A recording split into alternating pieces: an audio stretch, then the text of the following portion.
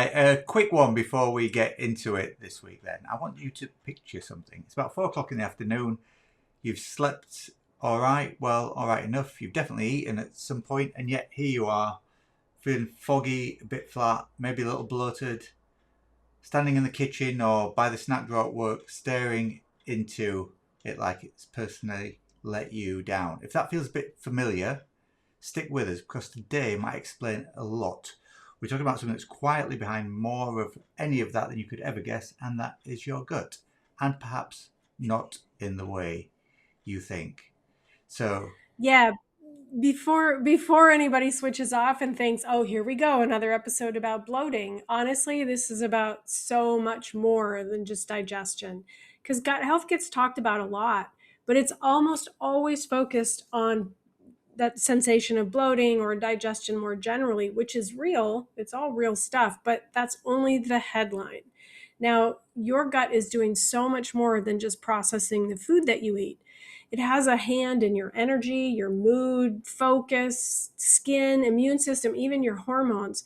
And after 40, when so many women are already feeling a little bit off and can't quite put their finger on why, the gut really is one of the first places worth looking at. yeah, and I suppose before we go any further, let's just introduce ourselves. I'm Coach James, I'm Coach Julie. and today we're walking through 5 signs that your gut might be affecting more than your digestion.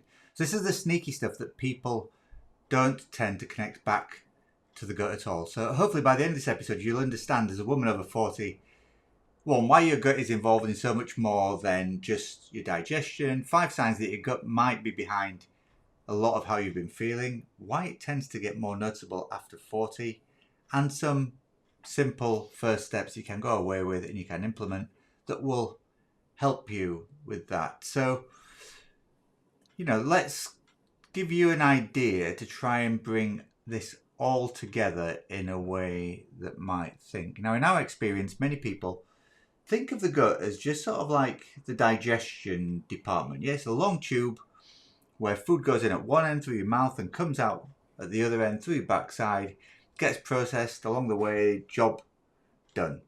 But the truth is, your gut and that digestive tract is a little bit more like the head office of your whole body operation. It's what's making everything run, right? There are phone lines running from your gut to your brain, to your immune system, to your skin, to your hormones.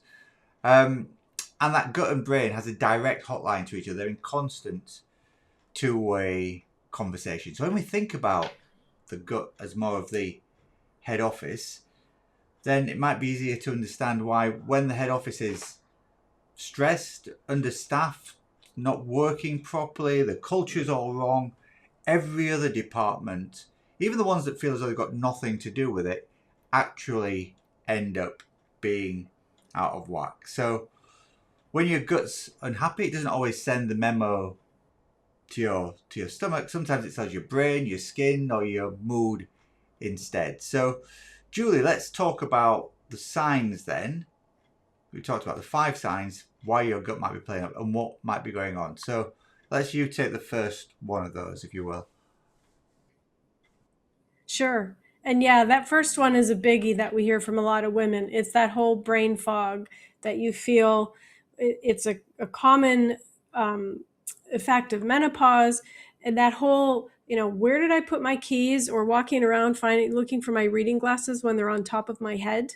Brain fog feels like that sort of fuzzy thinking. Maybe you walk into a room and you can't remember why you're there.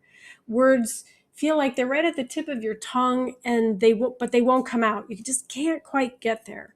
Or you have that sort of mid-afternoon slump, and you have to force yourself just to push through. Everything you do, even the simple tasks, feel like hard work.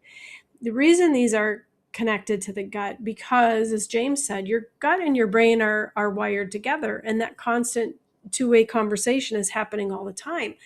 And a big chunk of all of those chemicals behind focus and clear thinking are actually made or controlled down in the gut, not just the brain. So things like dopamine, right? That's let's get things done. Let's jump out of bed and take care of the day. I mean, that's a huge one. It's also that hit we get, when we grab our phones because we want just something a little more stimulating. A large share of it is actually produced in the gut. And it's the same with serotonin, which is another neurotransmitter that contributes to mood and sleep and appetite and digestion. So it's kind of important. The gut doesn't just pipe these things straight up to your brain, but it is holding a lot of the controls when it comes to how they work. So if your gut's irritated or out of balance, and let's face it, with the kind of diets that we have and the stress levels and everything else these days, that's pretty common. All of that low grade background noise can show up upstairs in the brain as fog. So it's kind of like trying to look through a steamed up window, right? You can't quite see it very clearly. And by the way, the answer isn't more caffeine. We can say that from personal experience. I can, at least. But the answer could be just learning how to calm your gut. And I mean, who hasn't had that moment of, well, like I said, I literally just this weekend was walking around really stressed because I couldn't find my glasses and they were honestly on top of my head. So we all have those days, right? So things that help, which we'll look at it a little more in detail later, are things that are going to help you steady those blood sugar levels and balance that out, having a better variety of things like fiber containing foods and less ultra processed food in the system. So James, you want to take the next one? Yeah, so number two is sort of like energy levels dropped, or they feel as though they're never quite there, or that mid-afternoon crashy stat type feeling. Now, I was doing a gut health workshop, one of our gut health workshops with a local MP and four of her staff on Friday, and every single one of those women, five of them, all aged sort of like mid 30s to mid 40s. I'm guessing just about. They all said the same thing. Tiredness, energy levels, particularly in the middle of the afternoon, were a real challenge. And these were ladies who work hard at their health. They try hard. They're eating their 30 fruit and veg a day. They're trying to get their fiber levels up.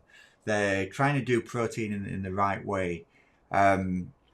Obviously, they work in a stressful industry, and we all don't work in industries that are as stressful as being an MP and looking after running the country and stuff. But it's a real challenge, and one that we hear a lot. That feeling of being tired no matter how much you sleep, running on fumes by the mid-afternoon, and that's making enhancing your cravings, and you're grabbing something from the snack drawer again, or relying on coffee or sugar just to get through until dinner time when you can eat something again. So, what has that got to do with your gut then? Well, your gut is where you absorb everything that you want to keep from food. So, all the nutrients, all the energy, all the micronutrients, all the, for want of a better word, the goodness, if you like. It's also where you dispel all the bad stuff. Yeah, it filters it out and helps you get rid of it. So if it's not working well, almost how much you eat doesn't really matter. And to sort of like draw on like a car analogy, I suppose, you can have the best car in the world and you can put really premium fuel into it, but if the engine's all clogged up with crap and rubbish and not working properly, or it's not being oiled, then it's a real challenge for that car to run properly. And your body's a little bit in the same way. You won't get the same energy and power and the impact from that car as you would if the fuel was being funneled through an engine that worked really well. So an irritated gut can also create kind of like low level inflammation, and that we see this more than anything else. And people often talk about the gut and they talk about the microbiome and stuff like that. You see this a lot with people who aren't paying attention to their gut lining. The inflammation gets really challenging, and that inflammation is quietly exhausting. So to go back to that car analogy, this is like leaving your engine running on low level revs in the background all day. long. So eating all the right things is not just key here. It's absorbing those things properly. And sometimes then I feel so tired isn't a sleep problem or a willpower problem. It can also be a problem with absorption. Now, we talked a little bit about brain fog. There is, of course, a flip to that, or an adjunct, which is your mood being on a bit of a roller coaster. So, Julie, why don't you pick this one apart? Sure. And, at a time, we already know when we're dealing with things like PMS or PMDD, and then we go into perimenopause, and we've got these ups and downs of our hormones already, where we've got the moods being affected. A lot of times, if our gut's out of balance, it can affect our mood as well. Maybe we're running on a shorter fuse. We might be a little bit snappier, or we might feel a bit more emotional. There's a lot of good research now that's connecting things like depression to gut health, and it's if you're feeling like that kind of just always sort of low or flat, that you can't really connect with a reason, it could be tying back to your gut. Um, the gut is often called the second brain, and that's not a gimmick. That is, it really does have a big influence on how we feel. And as I was saying before, so much of our neurochemicals and our feel good chemistry is made or controlled in the gut. So, serotonin I've already mentioned, which is kind of a steady mood one. About 90% of it is produced in the gut. Dopamine, that drive and focus, as I said, and GABA, which is another important one for feeling calm and sort of anti-anxiety brake pedal that your body puts on for you, is made by specific gut bacteria. So, you know, these gut-made versions don't travel straight to the brain, right? There's a barrier in the way, the blood-brain barrier, but the gut does influence your mood in a few different ways instead. So through that direct connection and communication through the vagus nerve, through inflammation, as James was talking about, and then by controlling the raw materials that your brain needs to make its own mood chemicals. So these things have to interact really well together, or they don't function effectively. And that all doesn't actually stop at your mood. Things like melatonin, which is your sleep hormone, can also be affected by your gut health. So this is neurology. These are the neurochemicals that your body needs, and your gut holds a lot of those controls. So when your gut's struggling, you may feel it first in your mood or your ability to focus. And who feels cheery when your gut's grumbling and feeling uncomfortable? So these are a lot more connected than we often give them credit for. So, stress is a huge factor, obviously, but stress also affects the gut. Stress and your gut affect your hormones. So gut can be a big part of this picture too, which is actually good news, because it's something that you can support, and it's something that you can have a direct impact on if you know what to do. So let's look at the next sign, because again, as we said, gut's connected to so many different things. And especially when we start aging, we're always thinking about looking for beautiful, glowing, healthy skin. James? Yeah, well, I always find this as an interesting one because I'm sure most women think, you get to 16, 17, 18, 19, 20, that those breakouts that you used to get when it comes to your skin, you feel as though you've kind of left them behind, right? And then all of a sudden, you hit your late 30s and early 40s and it starts coming back. Yes, a bit of redness here and there, some dullness, some dryness, itchy patches, skin that just looks tired. The products that used to work don't cut it anymore, and this tends to get worse older women get, or at least that's what we're told anyway from our clients and the people that we speak to. And it's quite unbelievable. There's a really massive link between your gut and your skin at all times, and your skin is one of your body's sort of like advertising boards. It sort of like gives a great insight into what's going on the inside of your body. So when your gut's inflamed or it's out of balance, the skin is somewhere where it really shows up really, really quickly. So you need to think about this a lot. As I said, it's not always breakout's not usually a skincare problem. It can be a bit of update of what's going on in your gut and it's on your face or all over your body. And one of the things that I see quite a lot is that, you know, in my wife's peer group, people spend a lot of money on cosmetics and posh creams and serums that have got this ingredient and they've got that ingredient. And often, before you revert to that, it's often just asking about what's actually happening on the inside.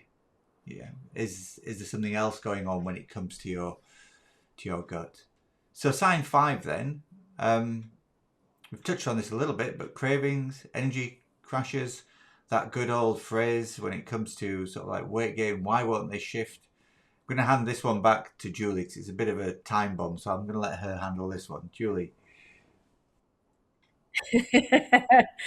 Yeah, and it's one that I think, well, I've certainly dealt with it, and most of the women we work with and talk to are dealing with these things too. And they feel interconnected, right? Because when our energy crashes, we start craving things, and those cravings feel like I must have this thing before somebody gets hurt, right? We get that, I can't remember ever talking to someone who craved broccoli or apples, right? Most of the time we're craving sugar or processed carbs, and that's usually again in that late afternoon slump. So those kinds of things, our brains are telling us just look for the easiest, quickest energy. So we're being driven toward those things because our gut says, feed me the right things. And our brain says, just feed me anything to give me some energy.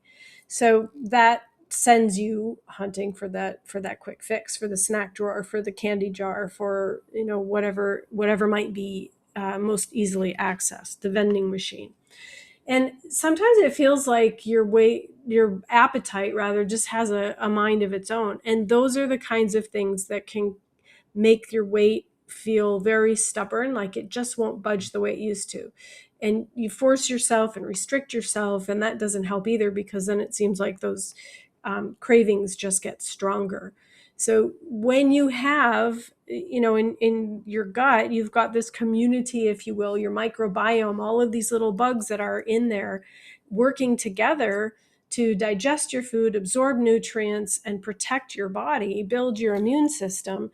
All of those things are going to influence your cravings and how steady your energy is, depending on how you feed them. So when you feed the less helpful ones or the unhelpful ones a lot of sugar and ultra processed foods, they're going to get louder and demand more, right? All of those analogies about what you feed is what grows. So we want to feed the happier, better gut bacteria so that they can help us with steadier energy and fewer of those I must have chocolate right now kinds of moments. And I'm not against chocolate, by the way. Neither of us is. We both love a good chocolate.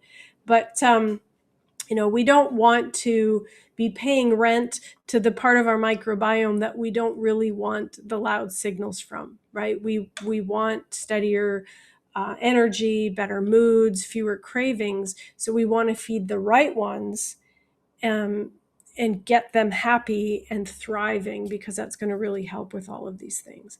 So, this is where it overlaps with something that we talk about a lot, right? We've done some podcasts, we did workshop all about protein, and we've said before that gut lining is one cell thick, and we need protein to build that a good strong gut lining. So when you build your meals around protein and fiber and real food, that keeps your blood sugar steady, is going to feed your gut well, and it's going to take care of multiple jobs at one time. So, you know, people are really surprised to hear that their gut lining is one cell thick. It's very delicate, and it is the entire border between what's in your gut and the rest of your body.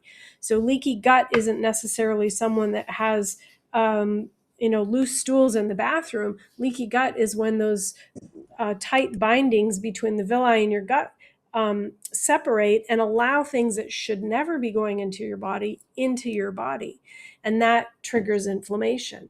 So the good news is it rebuilds astonishingly fast, right? It's the whole gut lining can be replaced about every 3 to 5 days. It's one of the fastest renewing tissues in your body. So it's always under construction. And that's fantastic news because it means we can feed it properly, we can build it better, and have it come back stronger. We just want to renovate it with the right materials, right? And so when we're feeding it, we don't just want to get any old materials in there. We want good quality. We want to get to where our body can actually absorb it. And since after 40, our body gets a little bit less efficient at using nutrients, especially protein, we have to make sure we get good bioavailable stuff. And so we talk about getting enough protein at each meal, because not only will that help with your gut lining, but it also helps with steadier energy. It helps with blood sugar balance. It helps with a lot of different things, not to mention maintaining your muscle mass and keeping your metabolism humming. So,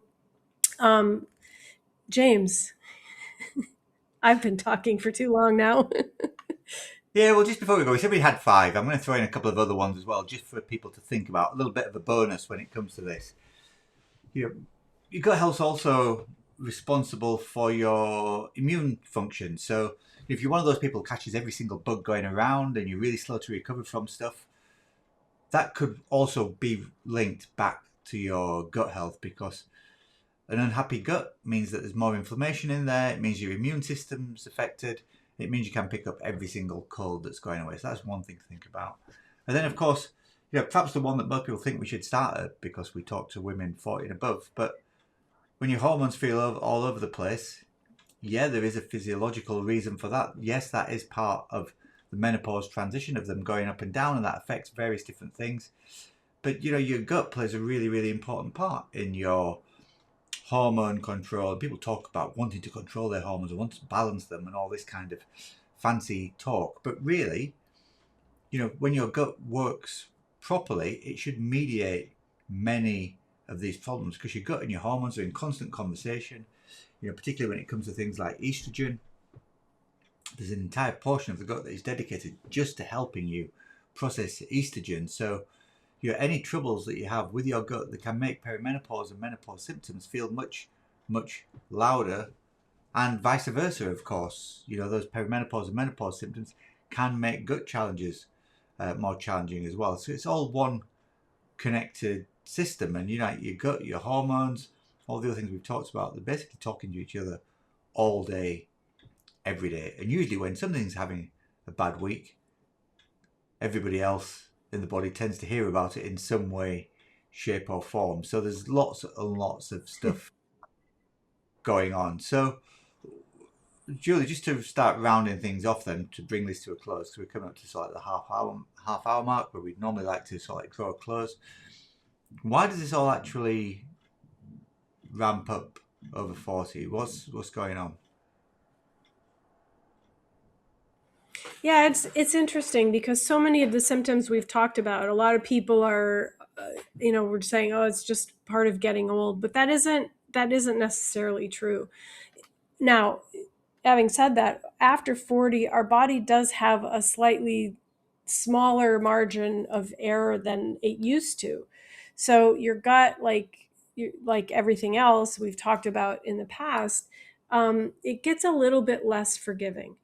And the variety of good bugs in our gut can naturally thin out a little bit as we age. So when you add to that the shifts in estrogen during midlife, decades of dieting and over restriction, you think about the stressful lifestyles that we have, you end up carrying a lot of that stress and dis-ease. I would go so far as to say, because stress actually does hit the gut as well. I mean, have you ever had your stomach feel like it drops before a big meeting, right? Or you get butterflies in your stomach. I mean, this is that gut brain communication in action. So really, when you're starting to struggle with some of these things, it could be that you've just got a system that's been quietly asking you for some support. And as we said already, the gut is so responsive, it can change, and pretty quickly too. So it's a wonderful thing that you can actually have control of. And rather than just be all doom and gloom about here are all the terrible things, let's talk about what actually helps. I'll hand Yes. it back to you, Jane. Yeah, there's loads of stuff that can help, and without necessarily overhauling your life. Anybody who's listened to us before, to our podcasts, to our workshops that we do, or whatever, we always say start with something small and do one thing at a time so you can master it. So challenges tend to happen when it comes to, in inverted commas, fixing something, when we try and fix everything in one go. So you need to start fixing some foundations, really. So pick maybe one of these that you could think about doing. So feeding the good bugs. So more plants, more colour, more variety. You don't need to count anything, just aim for more different veg, fruits, beans, nuts, seeds, herbs, spices. All those things are going to help feed the good bugs and help your gut be calmer and more balanced. That is one thing you can do. You could add some fermented foods, live yogurt, kefir, sauerkraut, kimchi, all really, really important for helping more good bacteria get into the gut to do their thing.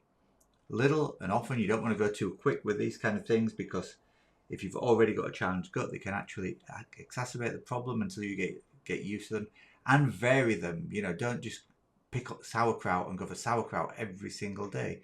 Maybe have a spoonful of sauerkraut one day and a couple of spoonfuls of live yogurt the next. So that can really, really help. We can't say this enough, that almost exclusively one of the number one things that we say to almost all our clients is get more and better quality protein, particularly given that, as Julie mentioned before, your gut lining is just one tiny, tiny microscopic cell thick, but it does keep rebuilding itself, and to keep rebuilding itself, you need the materials to do it, and one of those key materials is protein. Aside from that, it helps keep your blood sugar steady. And we talk about this a lot. Aim for a portion at every single meal. We're going to talk about our protein playbook in a moment, and we'll show you how that can help as well. And then also, something else you might want to think about is giving your gut a bit of a rest between meals. We were taught 15, 20 years ago, grazing was the answer to everything, right? But what happens when you graze constantly throughout the day? You don't give your gut a break. You don't give the hormones that are involved in processing things like sugars, especially. You don't give them a break to do their job properly if you're eating constantly. They have to constantly work, particularly insulin, and we don't want insulin to be working all the time. Yeah, so that's really, really important as well. Proper meals, well balanced, fewer random nibbles between them. And of course, our old friends, stress, sleep. I feel almost like a broken record when we talk about how important they are, and particularly when it comes to your gut. Your gut feels both directly, really, really quickly.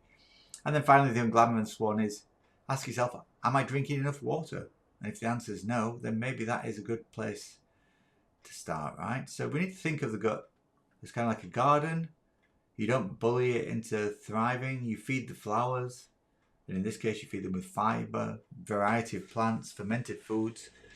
Stop pouring, weed food on the weeds. And by weed food, in this case, in this analogy, I'm talking about adding extra sugar. And then give it a bit of time. Once you give it a bit of time, if you're doing the right things, your gut does start to get better. So, let's not think of this as a discipline problem. It's more something that needs nurturing, tending, looking after. And of course, That old adage, perfection is where your good habits are going to go to die. So it's much, much better to make a small, consistent change week on week that will always beat a perfect plan that you can't actually stick to. So pick one of those things, not all six, just one. Maybe it's adding a fermented food, maybe it's adding more protein, maybe it's drinking more. Start there and then add the others. So bringing the episode to a close then, if today's episode struck a bit of a chord and you're thinking, right, my gut probably needs some attention, the simplest, most powerful place to start is with what's on your plate: protein, fibre and real food. That's exactly what our new high protein playbook gives you. It's 52 recipes with 2 weeks done for you meal plan shopping lists, but it also comes with something that we're super excited about. It's our digital protein gap coach. So what we've done is we've added all the recipes and all our knowledge into an AI coach that you can go in and you can ask it anything. You can ask it for recipe suggestions, you can ask it to build shopping lists, you can tell it what's in the fridge, and it will come up with gut friendly and high protein meals for you. Yeah, so it's going to help you steady your blood sugar, it's going to feed your gut well, give that gut lining the materials to rebuild, and quieten some of those afternoon cravings. It's probably the easiest first step there is, and luckily it's an easy first step that doesn't break the bank. It's currently £11.99. That's the launch price only until Sunday, June the 21st. If you're listening to this some point in the future, we're talking 2026 here, and then after that it's going to go up to £19.99. So if it's been on your list, this is probably the time for you to grab it. Julie. Yeah, and if you want to go deeper and you're motivated to start looking a little bit more intensely at your gut, you listen to those 5 signs, maybe you found yourself nodding along. That's exactly what our gut health reset is built for. This is a structured 4-week reset that's going to walk you through step by step, so you're not trying to figure it out on your own. And we absolutely believe in this course. We actually had a client who came to us feeling absolutely awful, no energy, brain fog, just absolutely not herself. And she did this 4-week reset. And at the end, she told us that she felt like she had a whole new lease on life. And that's just in 4 weeks' time. So that's the kind of shift that's possible when you stop guessing and actually support your gut and give it what it's been asking for. Now, the gut health reset is 49 pounds. And for how different you can feel in 4 weeks' time, it's probably one of the best investments you can make to feel like yourself again. So we're happy to put those things into the show notes. Yeah. So I think then it's 2 steps then, yeah? Maybe start with a playbook while it's at $11.99. Really simple way to support your gut and energy this week. And if those 5 signs really hit home and you're ready to properly turn things around, the gut health reset is what you're looking for. So as Julie said, we'll put the links into the show notes. But just to recap then, your gut's not just about digestion. It's tangled up in how you think, how you feel, your energy, your skin, basically everything about what's going on with your body. And here's the part that I find exciting about, because people talk to us about that feeling of wanting to be in control. And this is an area where you can be quite a bit, yeah? Looking after your gut, putting the right food in, getting the right bacteria in, getting enough good protein, and all those things happen, and then a surprising amount of other stuff starts to settle as well. Less bloating, but also clearer thinking, steadier moods, better energy, potentially fresher looking skin. Yeah, so remember, you're not at the mercy of your body. You've got more say in how it runs than anyone ever tells you, and potentially more say than you actually think. And the best part is it's never too late to start. Your body's more responsive than you think it is. You can achieve great things however old you are. So that's what we've got for you this week. We've been coaches James and Julie from Fabulous Beyond 40, reminding you to stay strong, stay fabulous, and we will see you next time out. Take care. Bye, everybody.